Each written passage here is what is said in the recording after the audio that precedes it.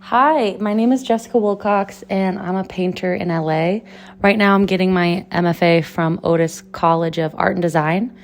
Before this, I was a psychology major in undergrad. I always thought I was going to be a therapist, and then I ended up doing publicity after college for a couple years and then graphic design. And it wasn't until I lost my mom that I had a lot of clarity of what I wanted to do with my life. And I knew I always wanted to be an artist and find community that way. So having a psychology background, I think definitely influences my art because I use art as a space for therapy and emotional regulation. I use it to examine my own personal relationships with people and different dynamics going on in my life. It's funny, I feel like when I paint people in my life, it feels like I'm playing with dolls where I can make a new narrative or make them do something because it, benefits me and my imagination. I also just love people. I am such a people person, so that's why I really gravitate towards figurative work. Everyone that I paint is someone I know, and I try and paint them with compassion. When I lost my mom 2 years ago, I used art as a way to process my grief, and so most of my paintings around that time were about her passing and what life looks like now, but it helped me heal a ton. And now I feel like I've kind of moved on, and I've entered this journey of play and using emotional exploration with levity and humor, because I think a lot of how I deal with my emotions is with humor. A huge influence for me is Alice Neal.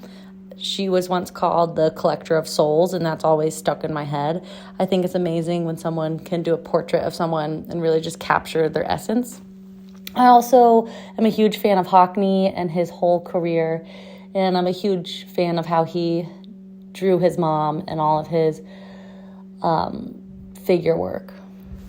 At the current moment, I tell people I'm in my cowboy era where I'm kind of leaning into romanticized Westerns and how that looks like in my life. And I'm also not taking myself too seriously. I feel like the past 2 years of using art as therapy was a lot of emotional lifting and heavy things that I feel like I've really come out of the other side, and I'm just ready to play some more.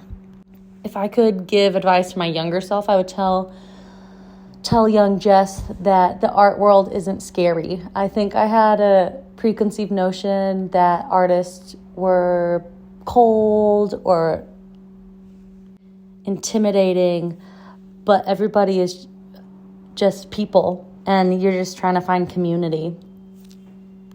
A goal that I have for myself right now is trying to figure out how to get a painting off of the wall and use unconventional materials.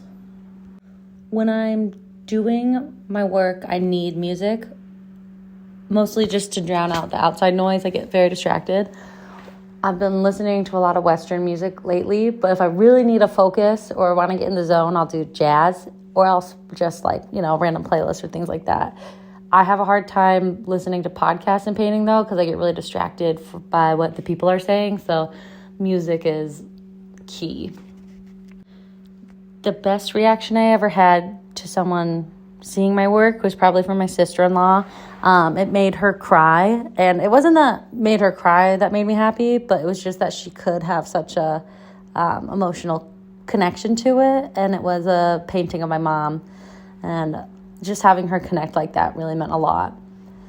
And I hope people can walk away from my work feeling a bit more connected. I want my work to be a place for social reflection and connection, because that's what I use it for. And just like an insight into my own inner world and relationships. And also hopefully a little bit of humor.